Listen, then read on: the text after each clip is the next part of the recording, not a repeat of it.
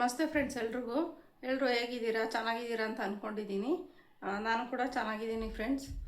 ಇವತ್ತು ಸ್ವಲ್ಪ ಹಾಸ್ಪಿಟ್ಲಿಗೆ ಹೋಗಿ ಬರೋದಿತ್ತು, ಅದಕ್ಕೆ ಹೋಗಿ ಬರೋಣ ಅಂತಂದು ಹೇಳ್ಬಿಟ್ಟು ರೆಡಿಯಾಗಿದ್ದೀನಿ. 11:30 ಆಗಿದೆ ಆಲ್ರೆಡಿ ನೋಡಿ.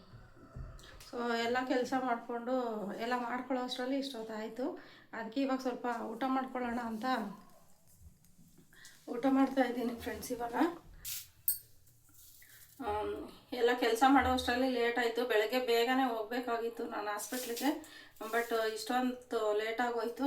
ಇವಾಗ ಸ್ವಲ್ಪ ಊಟ ತಿನ್ಕೊಂಡು ಹೋಗೋಣ ಬೇಗ ಅಂದ್ಬಿಟ್ಟು ಹೋಗ್ತಾ ಇದ್ದೀನಿ ಫ್ರೆಂಡ್ಸ್. ಇವಾಗ ಬನ್ನಿ ನೋಡಿ.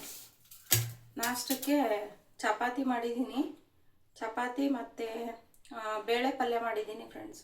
ಬೆಳಗ್ಗೆ ಚಪಾತಿಗೆ ನಮ್ಮ ಯಜಮಾನ್ರು ತೊಗೊಂಡು ಹೋದ್ರು ಆಲ್ರೆಡಿ. ಸೊ ಇವಾಗ ನಾನು ಊಟ ಮಾಡಿಬಿಟ್ಟು ಆಮೇಲೆ ಹೊರಡ್ತೀನಿ ಫ್ರೆಂಡ್ಸ್. ನಾನು ಬನ್ನಿ ಫ್ರೆಂಡ್ಸ್, ಎಲ್ಲರೂ ಊಟ ಮಾಡೋಣ. ಚಪಾತಿ ಬೇಳೆ ಪಲ್ಯ.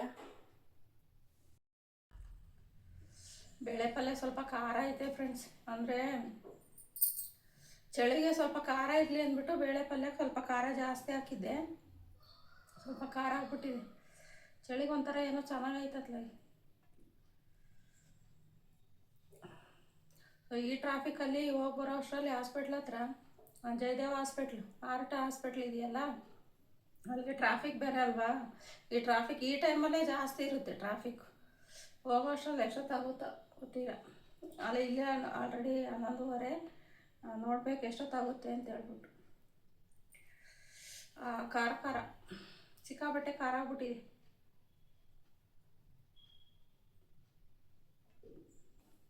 ಟೈಮ್ ಆಗೋಯ್ತು.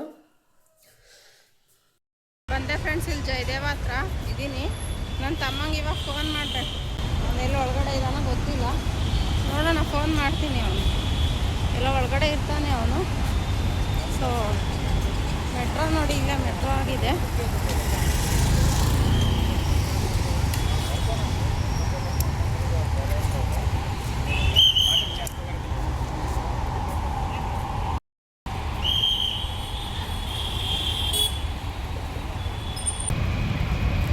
ಅಕಸ್ಮಾತ್ ಒಂದು 4-5 ಜನ ಬಂದ್ರಮ್ಮ ನೋಡ್ಕೊಂಡು ಹೋಗ್ಬೇಕು ಅಂತ, ಅವರೆಲ್ಲ ಒಬ್ಬೊಬ್ರು ಹೋಗಿ ನೋಡ್ಕೊಂಬರ್ಬೇಕು.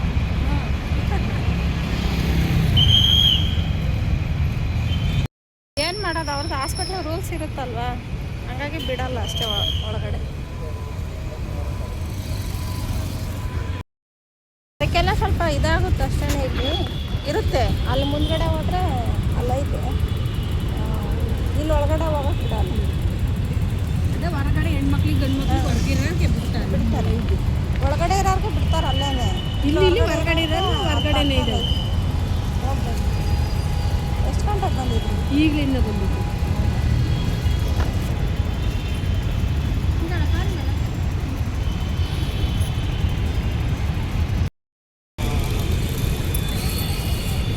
ಇಲ್ಲೈತೆ ನೋಡಿ, ಇಲ್ಲಿದೆ ಅಲ್ಲ ಪರಿವಾಳ. ಇಲ್ಲಡ, ಇಲ್ಲಿ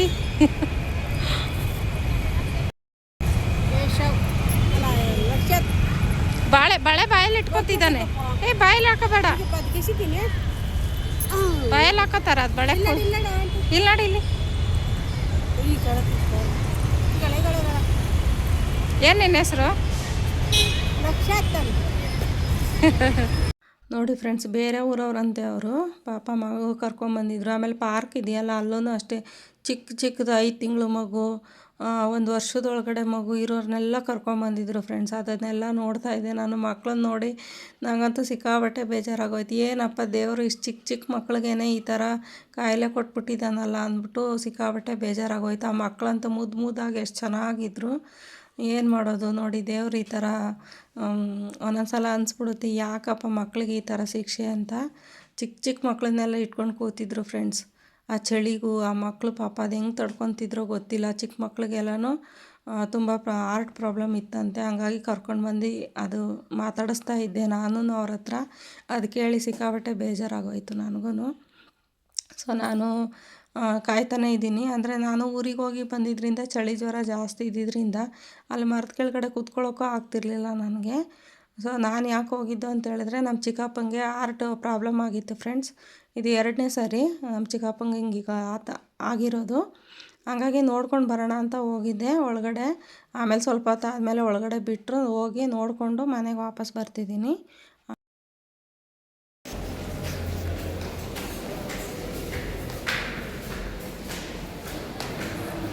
ಮುಗೀತು ಫ್ರೆಂಡ್ಸ್, ಇವಾಗ ಹೊರಗಡೆ ಹೋಗ್ತಾ ಇದ್ದೀನಿ ನಾನು. ಸೊ ಹೊರಗಡೆ ಬಂದೆ ಫ್ರೆಂಡ್ಸ್.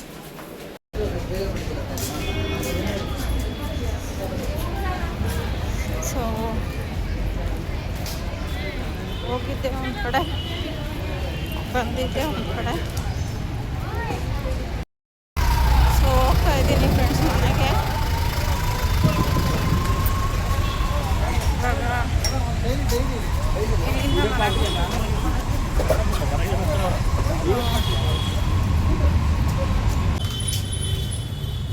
ಹತ್ರ ಕೊಡಿ, ಒಂದು ಶೀಟ್ ಕೊಡಿ.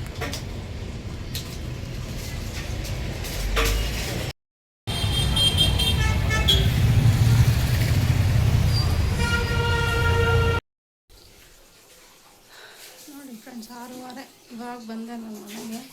ಇಷ್ಟೊತ್ತಾಯಿತು ಅಲ್ಲಿಂದ ನಾನು ಮನೆಗೆ ಬರೋ ಅಷ್ಟರಲ್ಲಿ.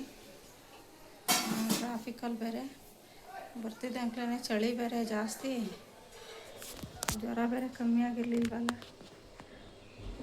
ಮತ್ತೆ ಜ್ವರ ಬಂದಂಗೆ ಆಗೋಯ್ತು.